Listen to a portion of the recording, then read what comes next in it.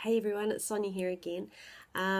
Just wanted to touch base with you guys and chat a little bit about mindfulness. Now, it's something I'm teaching my son at the moment. Very aware in the current world climate. We're very much seeing a lot of negative thought, a lot of destructive and a lot of fear, a lot of anger going on in people's heads, and it's projecting out into the world. So one of the ways that you can turn that around, because I genuinely believe that our thoughts create the world that we live in.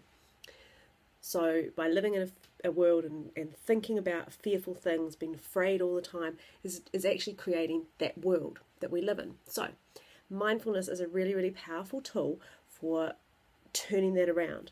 Now, they say that we have about 10,000 thoughts a day on average. Of those 10,000 thoughts, something like 95% of those thoughts are repeats.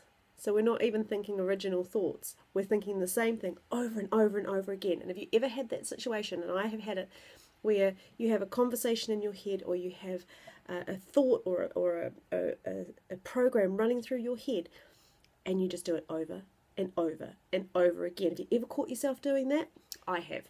So here's 10 tips, 10 ways that you can increase mindfulness in your life to turn those fearful thoughts, those angry thoughts, around to something that's going to serve you in your life. Okay, number 1, breathe. Breathe in, breathe out. It's really simple. 10 deep breaths when things are becoming overwhelming will help you be mindful. Be aware of the breath coming in. Do you breathe into your chest? Do you breathe into your belly? Can you feel the breath going in? Breathe in through your nose, out through your mouth. 10 breaths. Number 2, walking. Simple act of walking. Feel your step on the ground. If you can do it barefoot, if the climate and the terrain allow, go for it. But feel your feet on the ground. Heel toe, heel toe. Is that how you do it? Can you feel the stones? Can you feel the grass? How does it feel? What does it feel like through your body? 5 minutes of walking and mindful walking will make a massive difference to how you see the world. Number 3, eating. When we eat mindlessly. We eat, we scoff it in, we throw stuff down our gob and we do not think about it. We are distracted when we eat. So my challenge to you is take 5 minutes. When you have your dinner tonight, when you have your breakfast tomorrow morning, sit and be present. Sit and taste it. Feel the texture of it in your mouth. Smell the aroma. Be present when you're making your breakfast. 5 minutes is all it takes. And on that note, number 4, smell. Sit quietly somewhere. You could be on the bus going to work or school. You may be lying in bed at night. Just smell, sniff. What can you smell? Can you smell a cat? Can you smell your partner farting? Can you smell cut grass on a Sunday afternoon? Just be aware of the smell, of the richness of aroma that's out there. That will cause your mind to be present. Okay, number 5, on the same vein, listen. Listen, listen, listen. For a start off, listen to the noises inside the room that you're in. Listen to the noises in the house that you're in, or the building that you're in. Listen to the noises. Become aware of the noises outside of the place that you're in. And then if you can, in that 5 minutes, be aware of the noises of your body, the noises of swallowing, the noises of breathing. Does your nose whistle when you breathe? Mine does.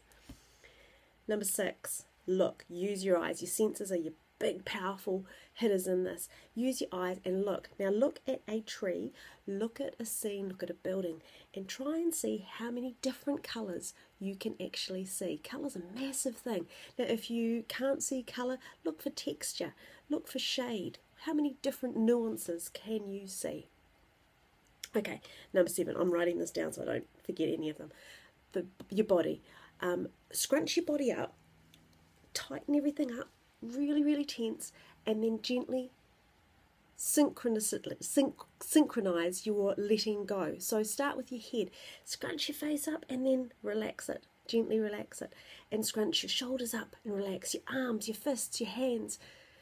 Go right through your body and become aware of the tension that you hold in your body. That will help you be mindful. Number 8. Now, this is a method, I call it the TV screen method.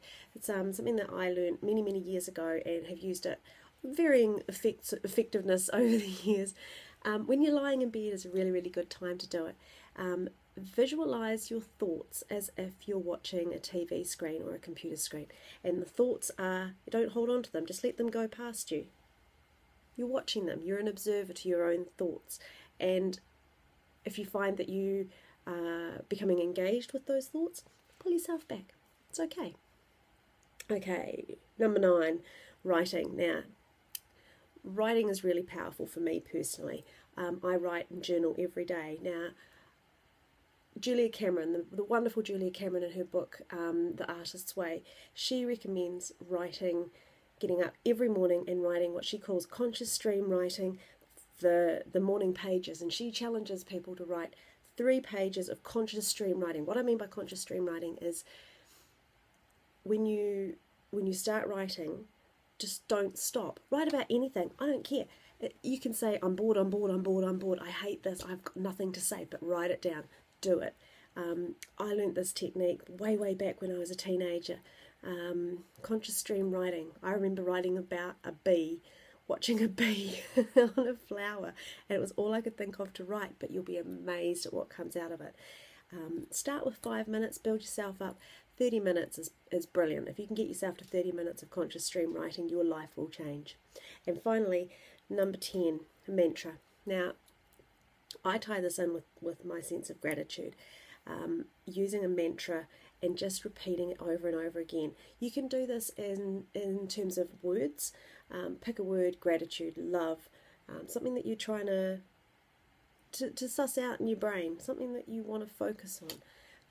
A mantra can also be something that you do. So it may well be, I know that when I'm doing my jewellery, when I'm making my jewellery, this is going to sound really crazy, but I will sit, especially if I'm having a real block, I will sit and I will make my jewellery, and my mantra is, I'm a creative genius. I am a creative genius. I'm a creative genius.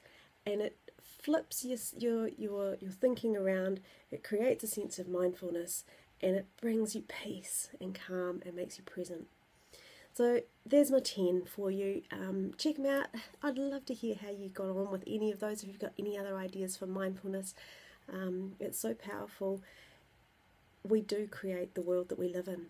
We're responsible for it. So if we're going to think about and focus on hate and anger and fear, that's what we're going to be living with. So we have the power to turn this around. You and me, we've got the power to turn this around.